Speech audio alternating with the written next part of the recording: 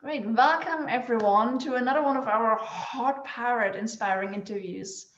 As you know, every single time we're introducing you to an amazing thought leader, entrepreneur, and really change maker in the world. And today we have a really great friend of mine. She's also, we are both members of the EBC, the Evolutionary Business Council, and she's an amazing lady. She's a CPA, CFP, and an abundance activist that has made her life's work educating, counseling, and guiding people to grow their prosperity and to use it as a force for good in our lives and in our work, in our business, and in the world. And she's really the co-author of New York Times bestseller, Picture Your Prosperity. Smart money moves to turn your vision into reality. She also consults and speaks around the globe on creating success and abundance. And not only that, she's really also a TEDx presenter, and we all know she has a message worth sharing, right? So she's a TEDx presenter, and her work has been quoted in such national publications as the New York Times, Money, Timecom, Forbes.com, and the Huffington Post. An amazing lady. So her name is Ellen Rogin. Ellen, it's amazing to have you with us today. Welcome. Oh, so happy to be here with you, Monique. Thank you.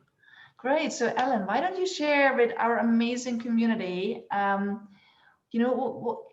going through quite some times of change, and some people say it's challenging. It's all a question of mindset, right? But no matter what we are going through in life and in business, there's always ways that keep us positive and joyful, and as we call it, in the vortex, right? What is it that you do to keep you uplifted and joyful? My favorite strategy, and it's really my way of doing some mental hygiene, is I have a regular meditation practice. And so every morning I sit for at least 20 minutes in meditation. And what I've started to be more aware of is how I incorporate meditation and really mindfulness in my everyday life.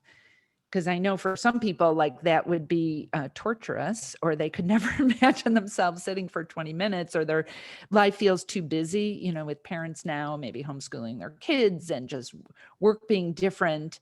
It can even be as simple as taking a few conscious breaths or looking around and noticing something you haven't seen before, just to bring moments of mindfulness into my everyday life. Has helped. And I will put an asterisk on there that I've been accused of being relentlessly upbeat. So it's kind of, I have a high set point of being a happy person. But that I know that what keeps me there is really being able to spend as much time as I can in the present moment, which isn't easy all the time for That's any of very us. true.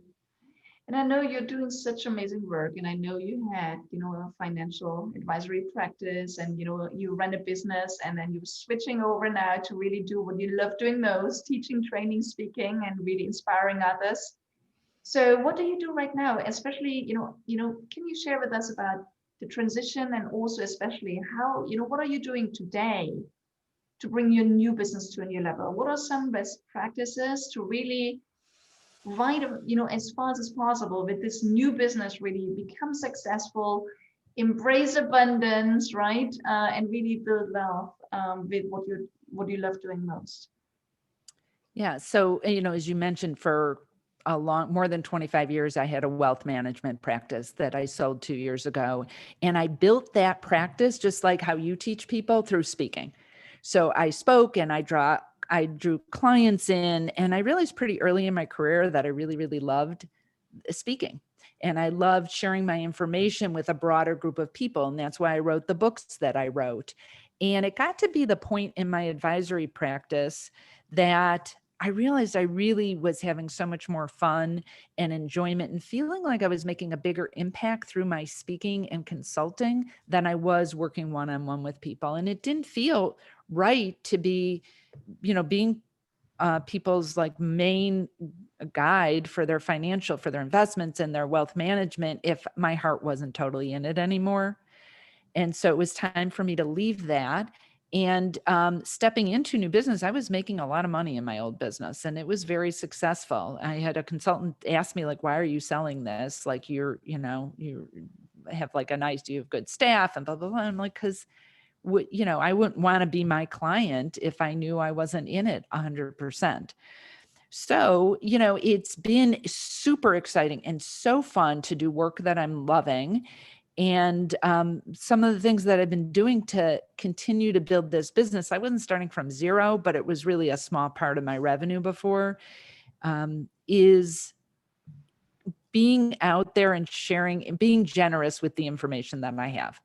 So right at the start of COVID, I was doing a bunch of free webinars for people, and many of those have turned into actual opportunities. So for example, I did a webinar right when everything shut down on mindfulness for financial advisors. That's an industry that I do a fair amount of work in financial services. And I was like, we got to help them. It is stressful there. Everyone's focusing on the healthcare workers appropriately. But when the stock market was tanking in the US at the beginning of this, it is really stressful to be managing people's money and being their frontline worker for their finances. And so we did a series of webinars, and how that's turned into is now I'm launching a course for advisors on being an extraordinary advisor with all the tools, the mental mindset tools, and all the things that I don't think gets talked about enough in that industry. So being out there with my information, my thought leadership, I'm doing live casts for my market. I'm doing interviews with people, but it's really with the spirit of when I'm out there serving with my information and following up with people and looking for opportunities that will come back and serve me. I love that. And you know what? I mean, I'm in the same field in some way where, when we work with speakers or entrepreneurs that really want to grow their business by getting their message out there in a greater way, a lot of them say exactly what you touched on, which is like, oh, I mean, how much should I share and how much should I keep, and how do I find the right balance? So is that something that you can, I love your approach on generosity, right? So, and one hint also on the marketing side is always saying that when you're doing marketing, talk about what people need to do, but not how they should do it, right? So where do you find the balance between, how much you should be generous, how much you should be sharing, and how much do you really also keep people intrigued to wanting to do more work with you? That's a big question a lot of people ask me all the time. Yeah, that is a really good question. And I would say it depends, and it depends on who I'm speaking with. So with those financial advisors on mindfulness, that's not typically a topic that's like my sole topic, teaching people how to meditate. And so I was happy to share that information. It was building a relationship also with the people who were hosting that. I did to promote this event that I'm doing, I did a small workshop on finding your superpower. I wanted to display my coaching skills. I wanted to give them information. It was to the point where I was telling them kind of what to do, but they know they needed more feedback to know they were doing it well. So, but they left feeling like I got something, because I also hate when I'm at something and it's just one big upsell. And when I was giving my offer, which is new for me, I know you teach people how to do this, but that wasn't something I've ever done before. I usually get paid for my speaking. I taught my offer too, like what it really means to be an extraordinary advisor. So it felt really clean for me. And I was just upfront in terms of, look, we're going to do this, and I'm going to share with you this at the end. So it didn't feel icky. I actually felt really awesome the way that I was sharing that with them. And I think they got value, whether they signed up for the course or not. So I don't know if that answers your question, Monique, but I've been learning a lot about this. And I think sometimes, we know what we should, or as you're in business longer, you know what you really should be getting paid for. And so, when I'm doing if it's a friend, I might give them financial advice, but like now I'm doing some one-on-one kind of intuitive coaching on people's business and their money. I won't, first of all, I need permission, and I want them to commit to doing that. Yes. So a little bit off your question, but I think sometimes business owners or speakers don't, when they're starting, are afraid to charge people for things.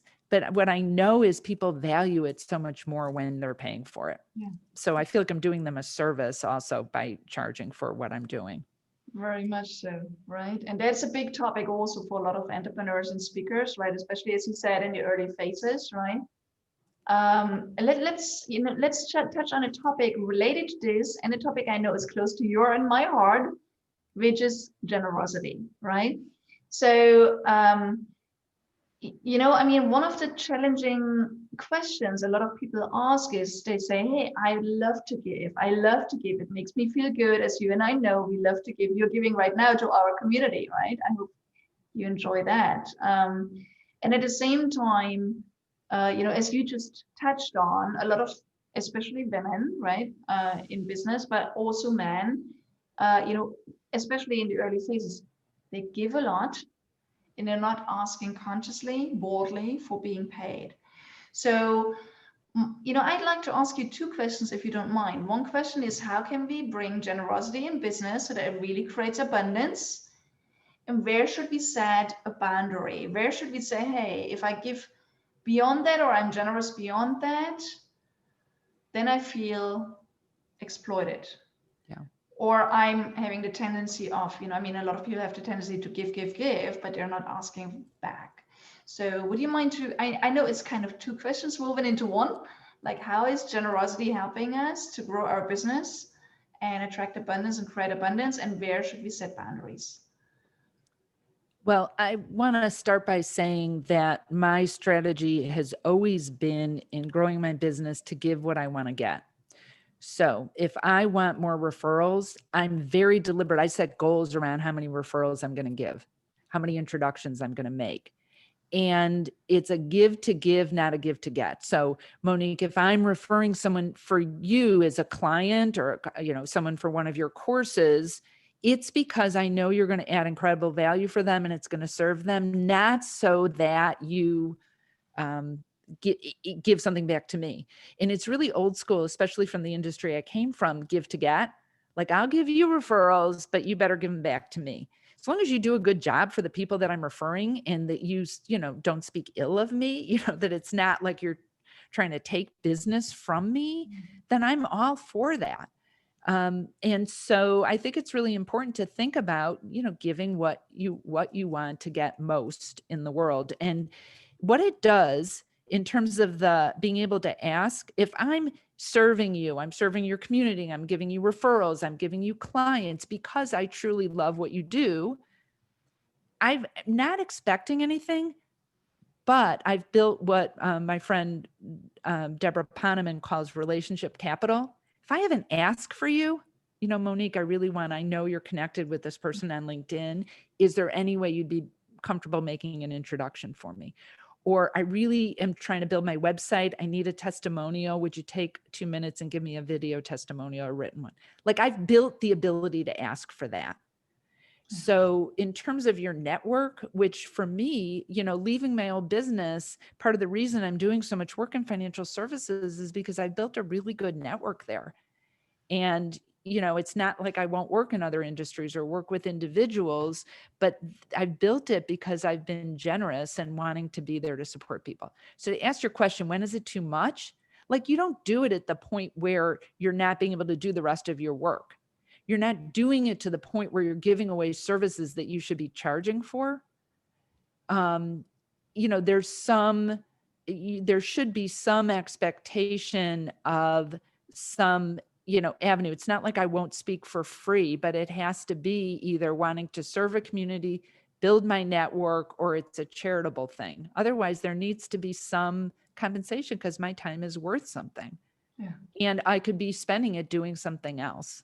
So there's a wonderful book called Give and Take by Adam Grant that talks about this a lot, how givers, people want to hang out with, but they're not doormats. So they don't give to the point that they don't have anything left to do their own work. Yeah, love it.